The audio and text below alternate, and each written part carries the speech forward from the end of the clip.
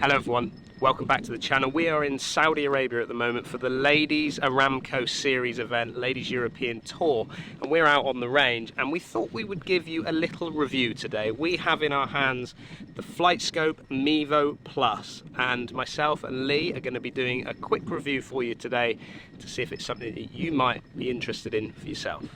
Let's meet up with Lee and see how this thing plays.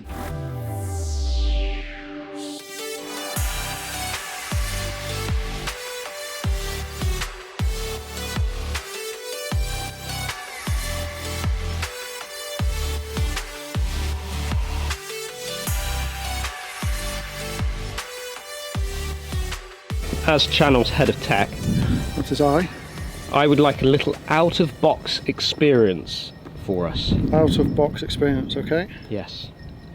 Oh, lovely. Okay.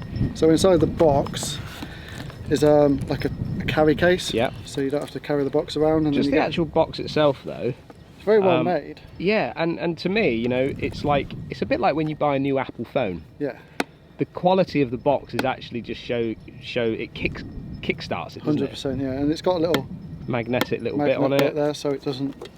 So you could easily travel with that, couldn't you, if you wanted to? I know we have, and it was easy to use and whatnot. But yeah. But they also, to travel with, it comes, you know, this can slip into your bag. Like this will be quite cumbersome in a bag. Yes. So that's good to protect the case, to protect it with. But then you've got like this to just slip into your bag if you want to go to the range. Yep. Decent zip.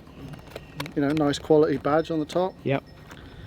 Then inside you have the FlightScope Mevo Plus, which is, I'd say, probably the size of a small iPad Mini. Oh, no, it's probably smaller than that. Yeah, my first impression was, you know, you get those when the golf ball boxes. So you know, you get like a dozen box. Yeah. But you know, they do those special packs which are like you get 6 or 2 sleeves in it. It's about the same sort of size as that, is what I kind of had it on. Yeah, you're right. So you've got the FlightScope unit itself. Yep. Which has got internal battery, so it recharges within the unit. Yes. Little carabiner clip. Yeah, so that clips onto the side of the actual box there, which you can clip it onto the side of your bag. Yep. Then you've got these little silver dots. Yeah. What these are for is you place them on the ball, as you've got a little see there, and this is when you're indoor. Yeah. This will assist the FlightScope in reading the spin, basically. Okay. Because outdoor it can obviously track it using the radar. Indoor it hasn't got as far to track, so it uses the dots to help it with that. Little quick start guides, instructions, and then we have the simulator angle. So when you're setting this up, you sort of put this over the top of the FlightScope, and it should set it up at the perfect angle for you to be able to use. But if you do have it slightly wrong, the app itself will tell you to tilt it anyway. So the app tells you when it's set up correctly, but this is just to sort of get you there a little bit quicker. So tell me a little bit about the inside of that machine then, Lee. So the inside of it uses what's called 3D Doppler radar. 3D isn't actually what you'd think as in the 3D image, it's like 3 stages basically. So the first stage is the transmitter, and what this does is it transmits a radio wave out to like the expanse, and then the ball will interfere with that wave. When the ball interferes with it, it will return a radio wave back to the unit, which the unit will read, but it will also send another one. So it's like constant send, receive, send, receive. And what it does is it measures the differences between the point where it sort of measures the ball here, and then it measures the ball here, measures the ball here, etc. And that's when it projects what the readings are onto the phone, basically. So it's just the ball getting in the way of radio waves, which bounce back to this unit, which reads them, and then it projects it onto your phone. So this device, don't get confused with this as, let's say, a TrackMan or a GC Quad, because it's not quite at that spec, is it? No. It's slightly down lower in the pecking order, shall we say. So it's more of an affordable product that you guys might be able to take to the range yourself or set up at home to be able to track your own yardages and numbers for your golf clubs. And you've had something similar, haven't you, in the past? Yeah, so when I first started in YouTube and in fittings, I had SkyTrack, and I have to say, I think personally, after using this now for a couple of videos and for this review, this is definitely better in the data it gives you. It's certainly lighter to carry around than the SkyTrack. SkyTrack's quite a big, cumbersome like unit. Yeah, you're not bringing a SkyTrack over to Saudi Arabia for the tournament, no, are you? it's just too big, it's too thick, Yeah. whereas this is nice and slim. And you've also, this also does come with like courses that you can use on as part of the app. So you can go to the driving range, open up a course and actually play the virtual course off grass and enjoy yourself whilst practicing at the same time. And the great thing about it is it just links to your app. Yeah. Which a lot of other products want you to pay a little bit more all the time, don't they? There is, and I'm sure there's probably some subscription to be able to buy more courses and things, but the fact it comes with a few to start with, it's better than Skytrack gave me when I first started with it. It was a range. Okay, on that note then, shall we now look at some of the numbers that it might give us back? Yep. Let's do it. Let's set it up, Lee. Right, we're all set up. We've got the FlightScope Mevo Plus just behind me. I've got a shot tracer just behind that, so that should pick up what we're seeing. Also, I've got my phone lined up opposite me so I can get myself ready and know exactly what's happening from that point as well. Pitching wedge to get us going with. Let's look at the numbers straight at that 200-yard marker, yeah? Just slightly left of target, trying to come back on the wind a little bit now. Fractionally left of target. What have we got, Daniel? So if you look at the numbers, so the line trace is finished just a smidgen left of actual target. Carry distance 115, which to be fair, I think probably for me right now, I think really is about right. We got club speed at 85 mile an hour, ball speed at 91 mile an hour, launching at 30 degrees with a spin of 6,200 revs. So I think all in all, I think that's pretty impressive and pretty good. Right, let's look at 7-iron. So all I do to move it from pitching wedge to 7-iron is I just tap on the actual club itself, work my way up to 7-iron, press that so it's selected that club now. We're ready to go. Okay, we're all set up. Lee, is everything in good position? Good to go, Daniel. Okay, straight at that 200-yard marker, 7-iron. Let's see if we can get a good one. Oh, slightly left this time. Slight pull, so that should come up as a straight left shot, really. So if we look at the numbers of what I'm getting there, first things first, the actual tracing of the ball is absolutely spot on. Just slight pull down the left-hand side, finishing obviously left of target. 7-iron, 156.6 yards. Clubhead speed 91 mile an hour. Ball speed 116 mile an hour, launching at 17 with a spin of 7.6. So I actually think there's quite a lot of spin there for that shot that I got there. I normally get a little bit lower in spin with my 7-iron, closer to 7,000, so it's maybe 600 revs, maybe a little bit more than I would expect. The other thing though is clubhead speed. Now my clubhead speed normally on GC quad would be around 88 to 89 mile an hour with a 7-iron. This one's reading at 91 mile an hour, so a slight difference there from what we're getting out of today. I'm swinging it pretty good at the moment, so as in speed wise, I'm feeling relaxed and got the speed that I want. So I think all in all, it's there or thereabouts. The big boy. So this is the one that I think probably a lot of people want to have a little look at from the numbers that we get today. So if I move into driver setting, it's saying we're ready to go. So again, just set that up. My ball is in position. So today, the way I'm feeling, if I should be able to get about sort of 255 to 260 out of this driver, the way it's all set up, aiming up the left-hand side, let it cut back. Strike. Yeah, that's good. I would say that is pretty much about the sort of 255 mark, based on the strike, definitely. a little bit low in the face. And this is where we're getting a little bit of a discrepancy, shall we say. Now, that's saying my carry there was 237 yards. No, touch chance. Clubhead speed 106 mile an hour. Now I think clubhead speed is probably about right. When I really step on it, I can get it up closer to probably 110. At a push, 108, 110. Ball speed 154, so again, really good. Spin at 3,200 revs, so spin probably a little bit higher than I would expect, but I did strike it a smidgen low in the face, so maybe it's about right compared to what I would expect to see. Smash factor of 1.45 and then peaking out at 61.3. The only slight issue there is possibly the carry distance. I'm going to hit one more just to see if that carry can go up a little bit, and I'm really going to try and crunch this one. Right, I'm going to lean back on this, see if I can get a little bit more height and really launch this. So one of my sort of long driving jobs. got it. Absolutely nailed it. That is as good as I can do with a driver, to be fair. Easily cleared the 250 marker out there. It carried it, did it? Yeah, 100%. 254.4 yards in the carry, swing speed 106, ball speed 155, launching it at 13.5, so pretty good, and 2.8 in the spin. I would say those numbers aren't too bad. My only slight issue there is maybe the carry again.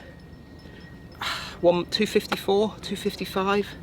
You think it went a bit further than that? 100% further. Yeah, that was. I mean, these markers. This is a tour range, so they're accurate. Yeah. You know, yardages, and it's flown that 250 marker out there. It's like halfway. I reckon that's 265. I would say 270. if I'd hit that in the studio, I think the quad readings might have been closer to sort of like the 270, 272 mark with that one.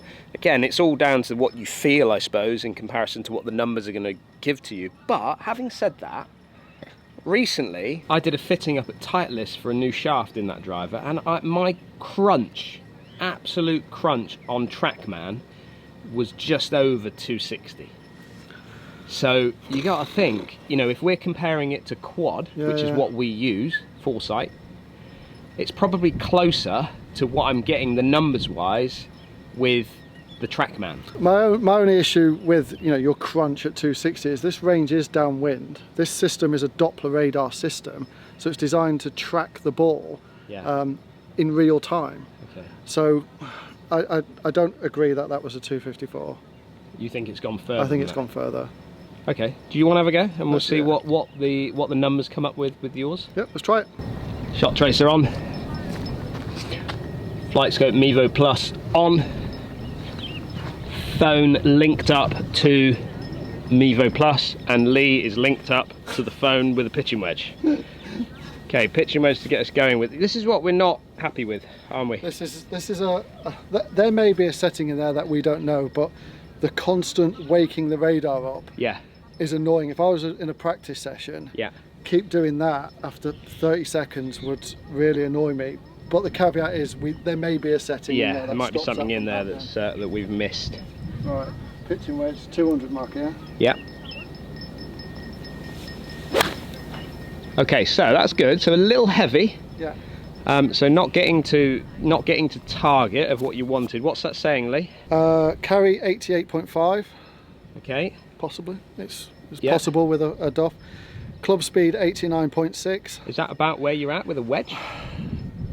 Probably a little bit too high. I would say mine was high, wasn't it? So yeah, and I'm knackered, so I'm not doing 89 miles an hour. Yeah. Ball speed 75.5 is probably accurate. Okay. With the fact it was a fat, and spin at 4.7, probably normal for a fatted shot for it to come out and spin a little bit less. So. Okay, do you want to hit one more and get a strike from it? Let's try, shall we? Better? Better strike, yeah. Okay, got the carry, that's more like it. Okay, yeah. What's that now saying, Lee? Carry 117, it's probably about accurate. That's about right. Yeah, I'm thinking I'm about 120 with this at the moment. Yeah. Club speed 95.3. Yeah. That's just not right. Okay. Like my full out 7-iron speed is 98, and that's full out. Okay. Ball speed 96. Yeah, I can see that with a pitching wedge. Spin at 6.2. Launch at 35. Yeah, they're probably accurate numbers. Pretty good numbers. I think the only one that's off is club head speed. Yeah. Right, 7-iron then. Good strike, nice. Yeah, it was a good strike. Yeah, happy with that. I'd expect that to be 160, 165. Okay, let's have a little look at the numbers then. What's the numbers saying to us, Lee? 183.2. Okay, so gone possibly a little far. Yeah, I don't think it went that far personally. No, okay. Club speed 99.6. That's a little out as well, you think? Yeah, I've not got 100 in me with this. Certainly not today. Okay. Ball speed 123. That's about where I am with a normal 7-iron, so the ball speed's pretty accurate. Spin at 4.5, which is probably the reason it thinks it's gone 183. Yeah. I just don't think that was a 183 shot from feeling it, certainly. Okay, give me one more shot with that 7-iron then. Okay, so that was a little pulley, but also a little bit on the heavy side, maybe? No, I think I got that one pretty well. You hit that all right? If any of those two shots were 183, I've Yeah. not looked, I think that one was, because I think I got that one pretty well. Okay. And that one's 167, which is Okay. probably about right. Yeah. But out of the two strikes, if any of them were the 183, I would have said that last one. Yeah. But direction is really good. It's followed the ball really well. Ball speed 120. Felt a bit faster, but you know, I can't really tell. Spin at 6.2, that's about right. Club speed 98. Possible, because I did feel like I went after that one a little bit more. Okay. So that one is a pretty accurate 7.9 for me. Okay, so the first one not so good, second one a little better. Yeah. Okay. What everybody comes to see then, Lee. Show us. Show us the driver. Oh, Let's see if it can keep it. Oh, hang on a minute. Wake up radar. So over that 200, is it? Straight over the 200 is your spot.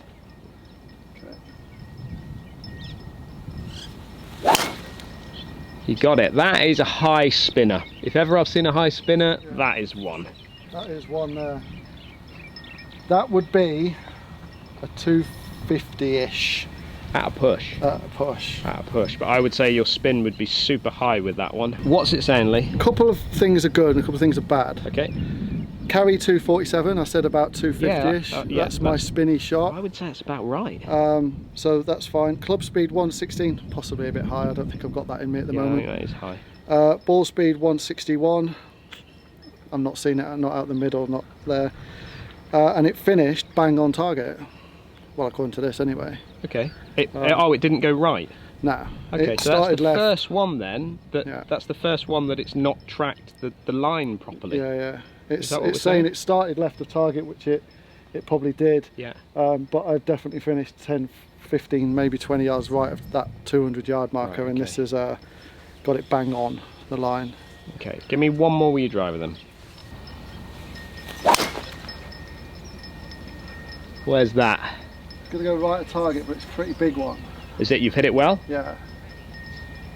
I'd Okay. say that's a good 270 shot. Okay, let's with a fade. Let's have a little look then.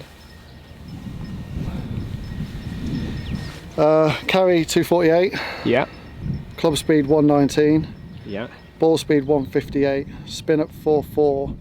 Finishing left of target. Okay. Not. So there's a few numbers that are out, aren't there, Yeah. from this? One thing I would like to say though is that I think the tracking of it has been really good. Yeah. Apart from maybe one shot, I think the rest of the shots have been pretty much the same as what the shot trace is telling It could us. possibly be with me, because I'm the only one it's had an issue with is with driver. Yeah. I hit driver pretty high. Yeah. And maybe it's not picking up the and height of it. maybe that's the discrepancy in it, because it picked your driver up pretty well. Yeah. But mine, it's sort of got it to a point. Yeah. And then it's like, yeah, it's too high for me, sorry mate. So one thing you need to know if you are already an owner of the Mevo Plus is that they are going to be releasing an update, a software update. It's a one-off software update that I got information from the guys at FlightScope. They said that they're going to be offering this more pro version, updated version, should we say, of what we currently got inside here, which basically is going to give you a little bit more detail. So face positions, just like you would get from the X3 model, just like you would get from, let's say, TrackMan and even GC Quad, which I think is just a little added bonus for those that already have this system. What do you think then, Lee? It's good, it's decent. I think it is very good. You consider it for price wise, it's in and around the Skytrack money. I think it's better than the Skytrack. I've had Skytrack for a long time and I think it's better than that. It's definitely more portable. The numbers, it seems to track the ball pretty well unless you hit it 16,000 miles in the air. It's good, and it's certainly something that will assist amateurs at the driving range, as opposed to probably driving range boards that always seem to be a little bit out. This is fairly accurate from what we've seen today. Well, I have to agree with Lee. I think the Mevo Plus is a fantastic product. I think the options that come with it, of the free download that comes with the product, the courses, the app, I think everything works really well. I've actually spoken to my brother about him having a product of something like this. He's been talking to me about getting something he couldn't afford, let's say the Quad or the GC2 or the TrackMan, but something that he could have at home or take down the range so he could practice with it and get some numbers. I think a product like this would work really well for him, and I think it's a product that could work well for lots of players out there. somebody that wants to take it to the range, like I said, wants to set up a home studio, I think these types of products work really, really well if you've got the budget to go with it. Let me know though, put your comments down below. Do you own one of these? Do you want to get one like this? I'd like to hear down in the comments. Don't forget, if you are new to the channel, hit that subscribe button, give us a thumbs up if you like this video, and we'll see you again very soon.